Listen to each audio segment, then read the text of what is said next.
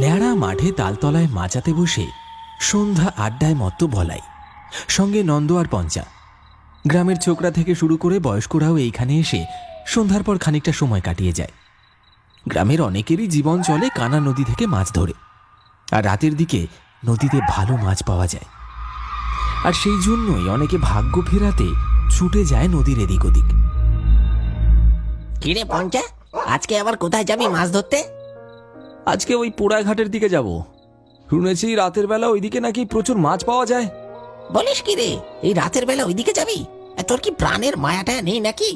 জানিস না রাতের বেলা ওই জায়গাটা কত ভয়ঙ্কর হয়ে ওঠে? সবই শুনেছি, কিন্তু ওসব ধাপ্পাবাজি। এর আগেও তো আমি অনেকবার গেছি, আরে এমনিতেও তো অনেকেই যায়। হ্যাঁ, তা অনেকে যায়, কিন্তু একটু সাবধানে থাকবি। একা যাচ্ছিস নাকি? না না, পচা যাবে আমার সাথে। পচা জানে তুই আজকে ওইদিকে মাছ ধরতে যাবি? ও যা ভীতু ছেলে, ওকে বললে ও আর যাবে না, তাই না বলেই নিয়ে যাব। পঞ্চার চোখে এক রোখা জেদ, আর বলাইয়ের চোখে দুশ্চিন্তা। তারা জানে না এই রাতে তাদের জন্য কি অপেক্ষা করে আছে। পোড়াঘাটের রহস্যময় আহ্বান পঞ্চাকে টেনে নিয়ে চলেছে এক অজানা পরিণতির দিকে।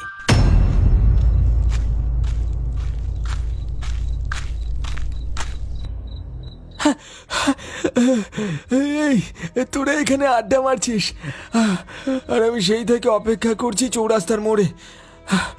ভাবলাম তোরা বুঝি চলে গেছিস। পচার দিকে তাকিয়ে পঞ্চার বলাই একে অপরের দিকে মুখ চাওয়াচাওয়ি করে মুচকি হাসল।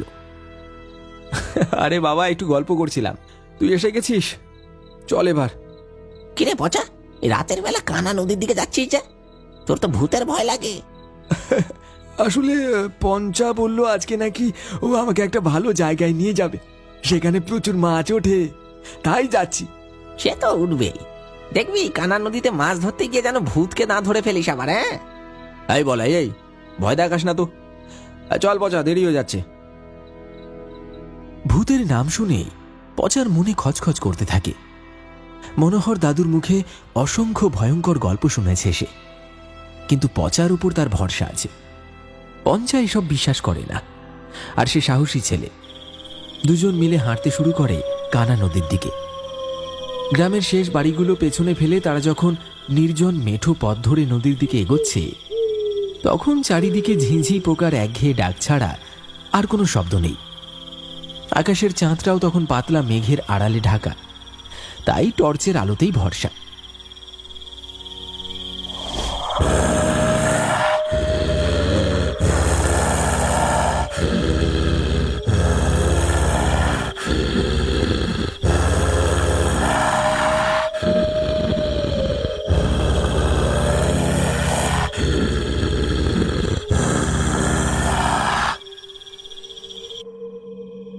পঞ্চা, তুই কি কখনো ডুবুডাঙ্গার পোড়াঘাটের নাম শুনেছিস?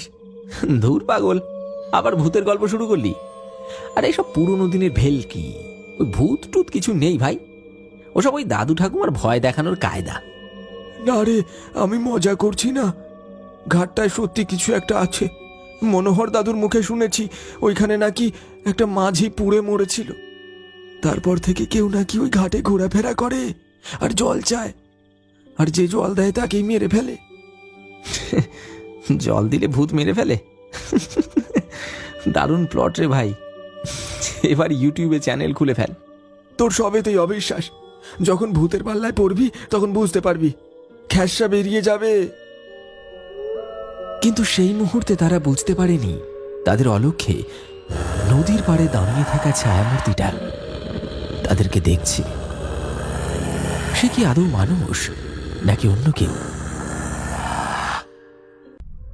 ডুবুডাঙ্গা 24 পরগনার হারিয়ে যাওয়া একটা গ্রাম, যেখানে একটা পুরনো নদী ছিল, কানা নদী।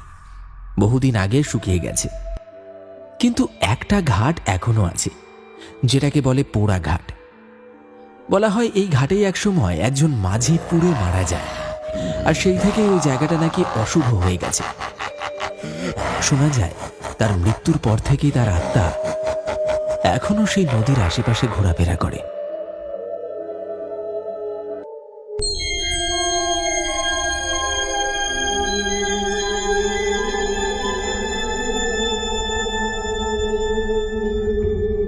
কিরে, এমন গম্ভীর মুখে দাঁড়িয়ে আছিস কেন?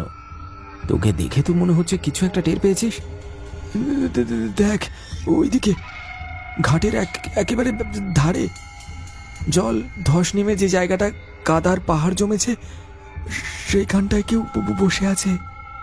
কোথায় রে? আমি তো কিছুই দেখতে পাচ্ছি না। কুয়াশার ভেতর বসে আছে, মুখ দেখা যাচ্ছে না, কিন্তু একটা কালো কম্বল গায়ে ঢাকা, একদম নড়ছে না রে, যেন পাথরের মূর্তি। আমি বলছি পঞ্চা, ওটা ওটা মানুষ না। ওর বসে থাকার ভঙ্গি দেখ, মনে হচ্ছে না ওটা কোনো মানুষ। তুই আবার শুরু করলি। হয়তো কোনো জেলে হবে, কুয়াশায় এমনিতেই সবকিছু অদ্ভুত লাগে। হঠাৎ পচা আর পঞ্চা দেখতে পায় নদীর একেবারে শেষ সীমানায় পোড়া ঘাটের ধারে কেউ একজন বসে আছে। শরীরটায় নড়াচড়া নেই, যেন পাথরের মতো স্থির। চারপাশে কুয়াশা ঘিরে ধরেছে তাকে, আর সেই স্থিরতার মধ্যে অদ্ভুত এক অস্বস্তিকর নীরবতা। ঠিক সেই মুহূর্তে মনে পড়ে যায় পটলের দাদু মনোহর দাদুর কথা। একসময় গ্রামের অভিজ্ঞ জেলে ছিলেন তিনি। মনোহর দাদু বারবার বলতেন, ওই ঘাটে রাত নামলে একজন ঘোরাফেরা করে আর জল চায়, আর যে তার কথায় ভুলে তাকে জল দেয়, তখনই সেই ভূত তাকে মেরে ফেলে। কিরে, আমার মনে হচ্ছে এই জায়গাটায় কিছু ঠিক নেই। ঘাটের হাওয়া কেমন যেন লাগছে, বুকটা কেমন টান টান লাগছে। চল এখানে আর না, অন্য কোথাও যাই। আবার শুরু করলি? আরে ওইখানে কেউ বসে আছে তো কি হয়েছে? নিশ্চয়ই কোনো জেলে আমাদের মতোই মাছ ধরতে এসেছে। আরে কুয়াশায় সবই তো ভয়ানক লাগে। আজকের দিনটা অন্য কোথাও মাছ ধরলে কি অসুবিধা হবে? চল না। ও বসে নেই, ও ও অপেক্ষা করছে। চুপ কর তো, ভূত ভূত করে মাথায় তুলিস না। পুরনো গ্রামের কুসংস্কার এসব, ভয় পেলে বাঁচা যায় না, বুঝলি? আমি যাচ্ছি, যা ইচ্ছে তুই কর। পঞ্চা পচার কথা না শুনে আরো কয়েক পা এগিয়ে যায়। কুয়াশার চাদর যেন আরো ঘন হয়েছে, সেই মূর্তিটা যেন আরো স্পষ্ট হচ্ছে। মনে হচ্ছে একটা কালো কম্বলে জড়ানো কেউ বসে আছে। পচা কিছুটা সাহস নিয়ে প্রশ্ন করে, কেমন একটা পোড়া পোড়া গন্ধ আসছে রে, কেমন যেন চামড়া পচে যাওয়ার মতো। আরে চুপ কর তো, একটু কাছে গিয়ে দেখি, আলোতেই সব পরিষ্কার হবে। কে গো, শুনতে পাচ্ছ? মাছ ধরতে এসেছো নাকি?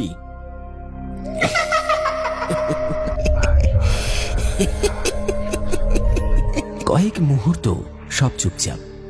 তারপর হঠাৎ একটা কণ্ঠস্বর ভেসে এলো, জল, একটু জল দাও। কথাটা শোনা মাত্রই পঞ্চা এক ঝটকায় কিছুটা পেছনে সরে এলো। তার মুখে আতঙ্ক জমা হয়েছে। না না না না, ওটা মানুষ না। মনোহর দাদু বলেছিল ও জল চায়, হ্যাঁ, তারপর তারপর তাকে মেরে ফেলে। ওর কণ্ঠটা শুনলি? কেমন যেন চেনা, কেমন করুণ। মনে হচ্ছে যেন সত্যি ওর খুব তেষ্টা পেয়েছে। আরে পাগল হয়েছিস নাকি? দেখ, বাতাস ভারী হয়ে গেছে, গাছগুলো কাঁপছে। এমন কখনো হয় না। ওটা জল খাবে না রে, তোর প্রাণ খাবে। আমি আমি শুধু একটু জল দেব, ওর এত কষ্ট আমি দেখতে পারছি না। না পঞ্চা, পেছো, ওটা ওটা মানুষ না রে। ইতিমধ্যে পঞ্চা সেই ছায়া মূর্তির হাতে বশ হয়ে গেছে। হঠাৎ একটা বিকট পোড়া গন্ধ ছড়িয়ে পড়েছে চারপাশে। পঞ্চা জলের বোতল দিতে যাবে, ঠিক তখনই সেই ছায়া মূর্তির মুখ থেকে সরে গেল কালো কাপড়। ধীরে ধীরে কম্বলের ফাঁক থেকে বেরিয়ে এলো একটা গলে যাওয়া মুখ।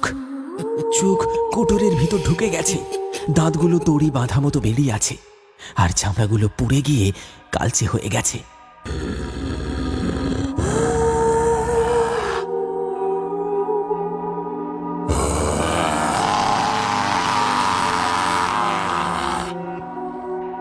ও মা গো, এই যে সেই ভূত! পঞ্চা, পঞ্চা, পালা এখান থেকে!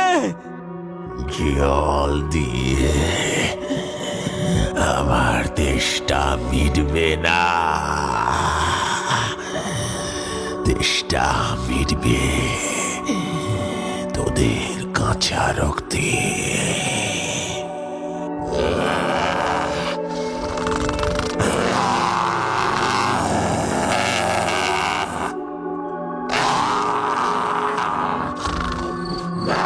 পঞ্চা তখনও এই ছায়া মূর্তির কাছে হতভম্বের মতো দাঁড়িয়ে আছে।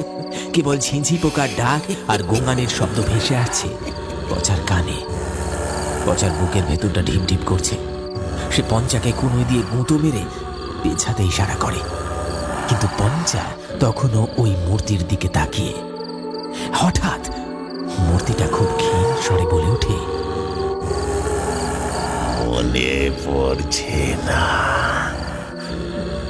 মনোহর দাদুর কথা, যে জল দেয় আমি তাকে মেরে ফেলি। পচা মরিয়া হয়ে এক হাত চেপে ধরে পঞ্চার। সে ছায়ামূর্তি আরো শক্ত করে আঁকড়ে ধরে। পঞ্চার শরীর কাঁপনি দিয়ে ওঠে। সে বুঝতে পারে তার শরীরের শক্তি যেন শুষে নিচ্ছে কেউ।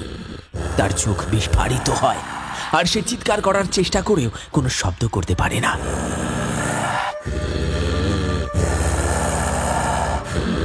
তার নিঃশ্বাস বন্ধ হয়ে আসে। পঞ্চা নিথর হয়ে মাটিতে পড়ে যায়। পঞ্চা তখনও অচেতন। মুখ সাদা, ঠোঁট ফ্যাকাশে, কিন্তু দেহে প্রাণ আছে। তার চোখ পড়ে পঞ্চার জামার পকেটে থাকা একটা দেশলাই বাক্স মাটিতে পড়ে আছে। পচা হাত বাড়িয়ে তুলে নেয় দেশলাইটা। এক মুহূর্তে যেন মনে পড়ে যায়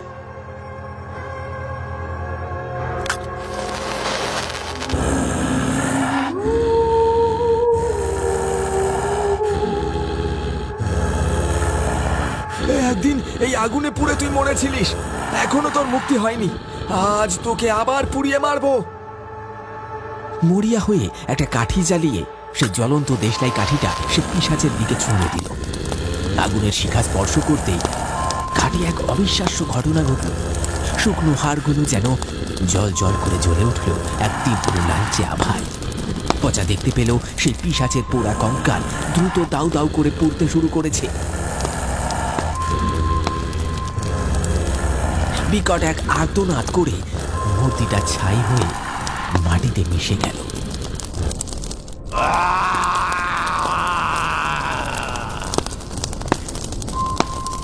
এক ঝলক পোড়া গন্ধ আর ধোঁয়া ছাড়া আর কিছুই অবশিষ্ট রইল না।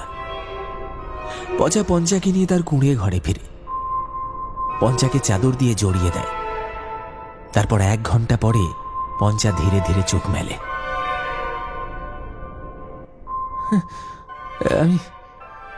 আমি কোথায়? তুই এখন বাড়িতে। অনেক কষ্টে তোকে বাঁচিয়ে ঘরে নিয়ে এসেছি। ভূত বলে কিছু হয় না। বেশ তো চেষ্টা করেছিলিস। আর যাবি? আমার ভুল হয়ে গেছে পচা, আমায় ক্ষমা করে দে। গ্রামের মানুষজন খোঁজ নিতে আসে। পচা সবকিছু খুলে বলে। অনেকে বিশ্বাস করে, অনেকে হেসে উড়িয়ে দেয়।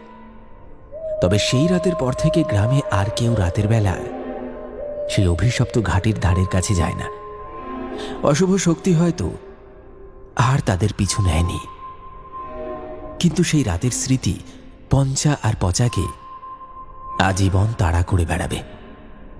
আর কানা নদীর শুকনো বুকে আজও যেন এক চাপা দীর্ঘশ্বাস শোনা যায়, যা বলে দেয় প্রকৃতির প্রতিটি অলৌকিক ঘটনার পেছনেই লুকিয়ে থাকে এক অজানা সত্য।